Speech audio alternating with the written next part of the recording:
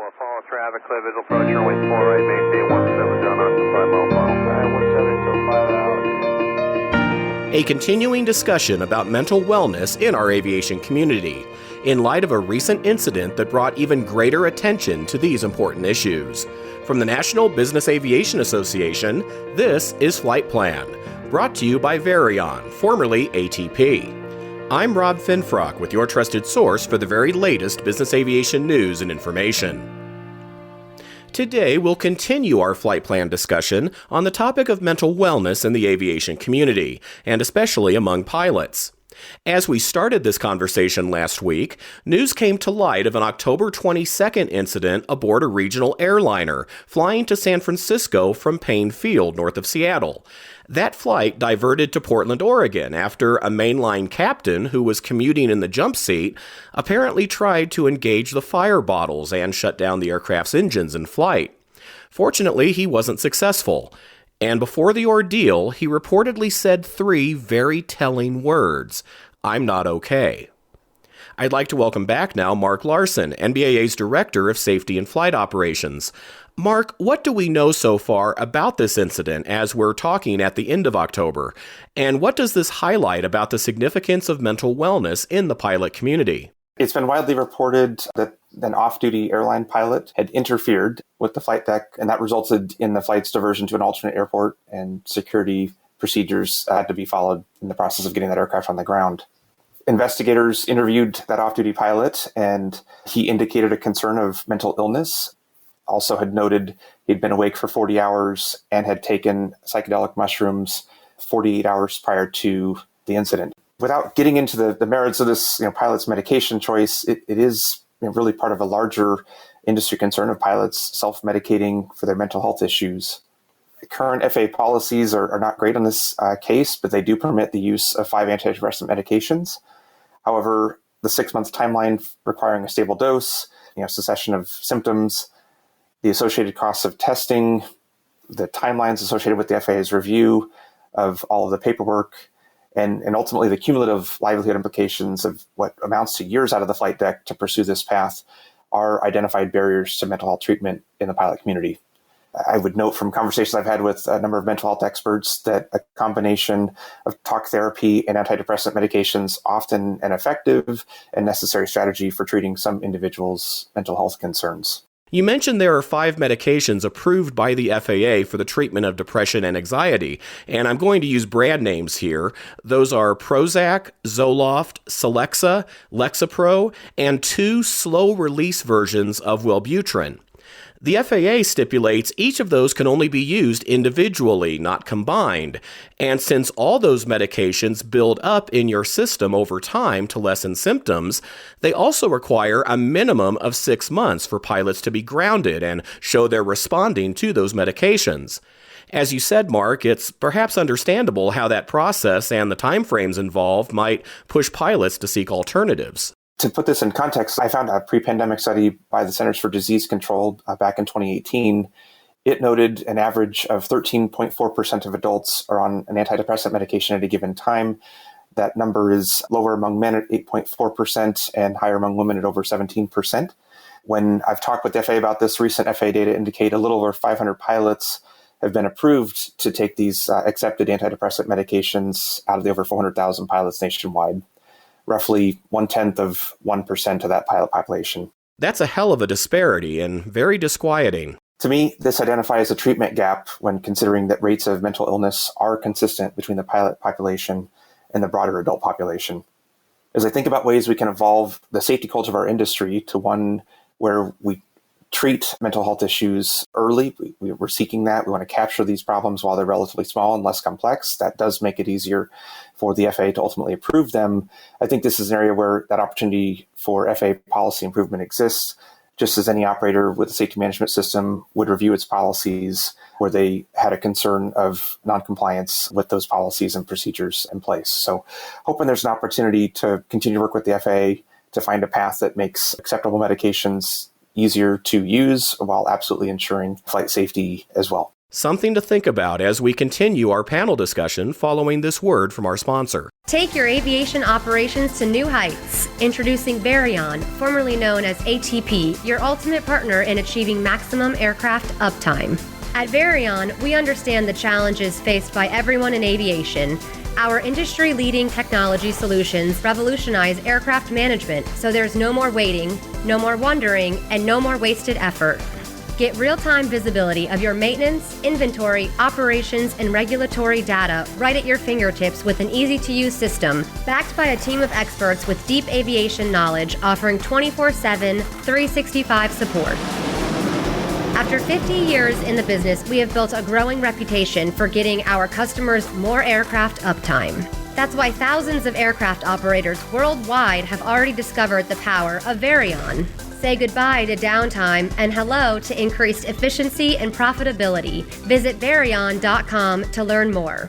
Varion, let's get you more uptime. We're back now with NBAA's Mark Larson and this continued conversation about mental wellness concerns in business aviation. Also joining us now are Lee Rafalco, chair of the Fitness for Duty Working Group of the NBAA Safety Committee, and Doctors Greg Vanichkachorn and Clayton Cole, both aeromedical experts from the Mayo Clinic. Clay, building on what Mark just said in our conversation last week, I think it's fair to say that many of us look at mental health concerns like we might any other obstacle we face in our careers, as a problem to be solved. But these are conditions that need to be addressed and often don't have easy or timely solutions. So probably the most important question we could ask here, from your perspective not only with Mayo but also as an AME, what can pilots do to ensure they not only receive proper treatment, but that their individual case also receives appropriate attention and action? That's an excellent question. And I would say probably the top three things would be, number one, be prepared. Just like if you're preparing for a flight, look at obtaining your records. And there's a certain amount of inertia that it takes to get through that process of obtaining appropriate records, organizing your visit. So if you're not going to a center that will pre-schedule all the visits for you, to be able to have your own checklist of appointments in particular that you need to touch base with, and just like you do a checklist for pre-flight, same thing for on the medical, making sure that you have all of that in hand by the time you show up at the examiner's office. The second is to be responsive. If you have the opportunity to visit with an AME and they say, look, we need to get this, and this done, get on the phone and get it scheduled if that examiner isn't necessarily going to do it for you. Use resources that are available out there, such as centers that are used to dealing with the complex pilot, or organizations that offer services to pilots to help with the complex exam. And then finally, it's finding an aviation medical examiner that you really trust, that you can open up to them. It's sort of that confessional booth moment where you need to let down the proverbial hair and say, hey, here's what's going on. How do I best report this without feeling that anything that you do report is going to be held against you and extend the time that you get a medical or prevent you from getting a medical entirely. And in fact, most of the time, that isn't the case. The workup to it is probably the angst or the fear is a lot more than once you actually deal with it. Especially with an experienced aviation medical examiner, it's usually a non-event for a lot of the stuff as long as it's handled appropriately up front. And I don't know if my colleague might have other thoughts as well. Yeah, those are all great points. I would just reiterate that having a place where you can get everything done all together is really helpful. Because otherwise, if you are going to a specialist in one location, then going to another specialist in a different health system, that's just another set of medical records that you have to obtain and get access to. And really, one of the hardest problems with getting a special issuance processed quickly is managing all of the information flow. And so having a place with just some sort of centralized group or an academic medical center that can address all of the needs all at once together and share the same information, that I have found to be very, very helpful in getting the medical side cleared up. Great points, Greg. Lee, this also goes back to fitness for duty and being able to recognize when something just isn't right and needs to be addressed. You led a panel on this subject at the National Safety Forum at NBAA Base. What steps did those experts recommend for pilots to make sure that their conditions are addressed in a timely manner and hopefully resolved to get back on the flight deck safely? From the flight operations point of view, we had two panelists who were directors of aviation for large and small companies. And one of the factors with having the courage to go forward and actually seek the treatment that you need is taking as much of the unnecessary stressors off of your plate so that you can focus on the task at hand. And we're very task oriented. We want to complete the mission. And when we're putting undue stress on ourselves to try and meet employer expectations that maybe those are kind of created on our own, or we're imagining some of that. And so having a good dialogue with your employer, the chief pilot or director of aviation, whoever it is you're working with, to talk about these kind of things and what plan you will have when a medical issue arises. It doesn't need to be mental health, but any medical issue that is going to perhaps take you off of the flight line. How will your company react to that? A couple of the things we talk through are, as best as you can be, given the staffing issues we've all had, make sure that you do have staff that can lean on one another. Sometimes these can be very brief, transient issues, a loss of a loved one, bereavement loss, that comes up unexpected, but those things are absolutely going to happen. And having a plan for how you're going to maintain operations takes away a lot of that stress of trying to force yourself into something that you really shouldn't. Mark? A few things come to mind, Rob. I think first, it's know yourself, and it's okay to not be okay if that's where you find yourself. For the fellow pilots there, be willing to lend an ear and be that first level of support for somebody that may be having a rough period of time in their life. And from there, understanding where there are the resources to be able to help bridge that gap, being a key piece that helps our industry move everything forward. And then, as you think about, again, having a team, I really echo the comments that we heard from others on this call that, having the right folks to go to that can help bring it all together, that you can trust and have that confessional moment if you need to say, this is really what's going on and what do we do to move forward safely. That's a key piece in all of this. And that goes back to something else we discussed in part 1 of this podcast, the importance of building your team to help you navigate through this process. If you go look at the AME guide and you have a pilot that is on one of the acceptable antidepressant medications from the FAA, you're going to need to use a HIMSS, Human Intervention Motivation Study, AME, with the FAA. And so that's one of those things that you're going to have to understand in building the right folks on your team as well, too, relative to the situation that you have at hand. The HIMSS AMEs are responsible for addressing the drug and alcohol abuse and dependence situations for the FAA and certifying those pilots. When it comes to the protocol for antidepressant use with the FAA, that's currently where that stands. Those HIMSS AMEs are much fewer and further in between, as we kind of discussed in that conversation as well, too. And so that's also worth considering the time and everything else to make those appointments, travel, consider that in your own schedule as well, too. That can be a complicating factor for some of these mental health conditions. In addition to your AME team, among those folks are also HIMSS psychiatrists as well. When we use the term HIMSS, Human Intervention Motivation Study, this was a study done in the 70s looking at pilots with substance abuse.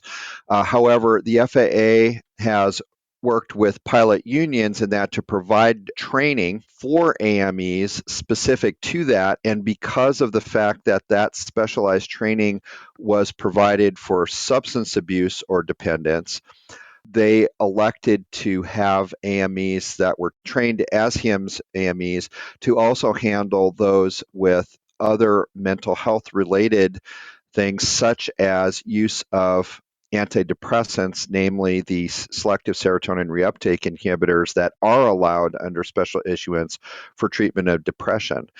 And with those evaluations come the need to see a HIMSS trained psychiatrist as well, because of the fact that they are able to place in a report exactly what the FAA is looking for in terms of articulating records reviewed and listing any aeromedical concerns or not for those evaluations. So sometimes taking an investment mentality and going to a place that is used to dealing with complex cases. I know we jokingly say here it's like the island of misfit toys for pilots, guys with two heads and cancer that want to have a medical certificate. We actually invite and encourage those pilots and get them on a stable trajectory to get their special issuance authorization. And that's part of our jobs and what we do. And there are a number of centers around the country and organizations around the country that do help pilots in that regard. And so you should, as a pilot, take advantage of those resources out there for you. It's really important for pilots to also self-advocate after they have sent everything over to the FAA. And the FAA is a huge organization, and they are improving, as we have talked about, but sometimes things still slip through the cracks. And I've had pilots been able to raise awareness about how long they've been waiting, and the FAA is able to sort of put a fire underneath that file and get things processed. So I always recommend that pilots continue to check in with their AMEs. That's why having that AME relationship is really important. That their AMEs also check in with the FAA, and then the pilot calls them themselves just routinely, maybe every 2 weeks or so to see how things are progressing. Lee, your thoughts? Yeah, I just want to say that the fact that we're having these conversations right now is an indication that things are going the right direction, and progress doesn't happen as kind of quickly as anybody would want it to on these things. But to just take a step back and look at where we've come over just the past 10 years in this, it's a very encouraging sign that people are beginning to get the help that they need, and employers and pilots alike are starting to take a serious look at this. Mental wellness and other aeromedical concerns are a top priority for NBAA as an association, and in particular on the NBAA Safety Committee.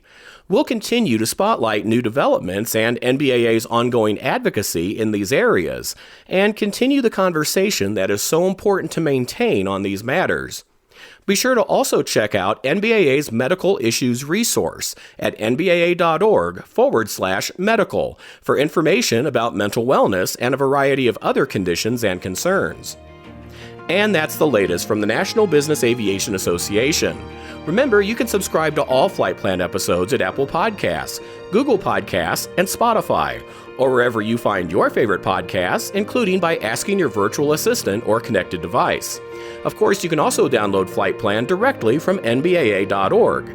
I'm Rob Finfrock. Thanks for listening, and be sure to join us next time for a new episode of Flight Plan. We're off right base, sending out 3500. We got him inside. We're slowing back to 170.